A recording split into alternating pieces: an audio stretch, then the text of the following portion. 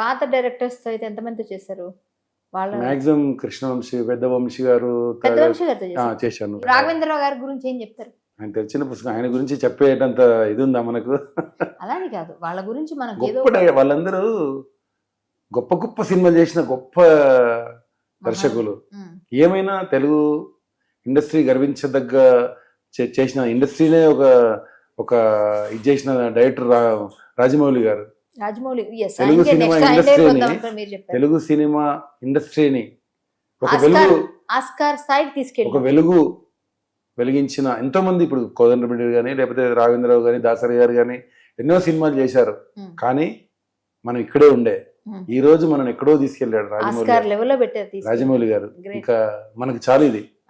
మనం దేశానికే ఒక పేరు తెచ్చిన ఎంతో మంది డైరెక్టర్ ఉన్నారు. కానీ పాత హీరోల్లో మీకు ఇష్టమైన హీరో ఎవరు? కృష్ణ గారు. ఎక్స్పెక్ట్ చేశాను కృష్ణ గారు అయి ఉంటారని. అవునా? ఎందుకు? కొన్ని ఇంటర్వ్యూలు చూశాను ఆయన ఇంటర్వ్యూస్ వల్ల. ఆయన సేవాభావం. కాదంబరి కిరణ్ గారు చెప్తారు, ఆయన వెళ్తే మనం సైతం ఆయనకి తెలుసు, ఆయన సేవ చేస్తుంటారు కదా అందరికని. కాదంబరి కిరణ్ గారు వెళ్ళితే ఆయన పిలిచి ఉండవే అని చెప్పి పైకి వెళ్ళి 4 లక్షల రూపాయలు తెచ్చిచ్చారట. నేను అవన్నీ చూసే చెప్పాను. బట్ ఇప్పుడు చిరంజీవి గారు, అప్పుడు ఆ జమానాలో కృష్ణ గారే గ్రేట్. కృష్ణ గారు దేవుడే అంటారు. నిజం, 100%. దేవుడు కృష్ణ అంటారు అందరు. చాలా మంది మన భావాలు ఆకలికి అన్నం పెట్టినారు, మనకు దేవుడు. అంతే, మనం అదే కోవకి చెందుతాం అంతే. చిరంజీవి గారు కొన్ని వేల మందికి గుప్తదానాలు అందరూ చేస్తారు. మన వాళ్ళందరూ గుప్తదానాలు చేస్తారు కానీ బయటపడరు. నేను చాలా మందిని నాకు తెలుసు, ఆయన ఎంత దానం చేస్తున్నారు. పవన్ కళ్యాణ్ గారు ఇస్తారు, అందరు ఇస్తారు. ఇప్పుడు మన ఇండస్ట్రీలో యాక్టర్స్, ఇప్పుడు మన చిన్న ఇదైతే కేరళకు ఫస్ట్ ఇచ్చిండ్రు, అందరు ఇచ్చారు. ఇప్పుడు అన్నయ్య ₹1 ఇచ్చాడు, మోహన్ బాబు గారు ఇచ్చారు, అందరు ప్రతి ఒక్కరు ఇచ్చారు. ఇప్పుడు పవన్ కళ్యాణ్ గారు ఇచ్చారు, ఎంబడే ఇచ్చారు. మన వాళ్ళు ఫస్ట్ స్పందిస్తారు. కానీ మంచి చెడు అన్నిటికీ మనల్నే వేసుకుంటారు ఫస్ట్.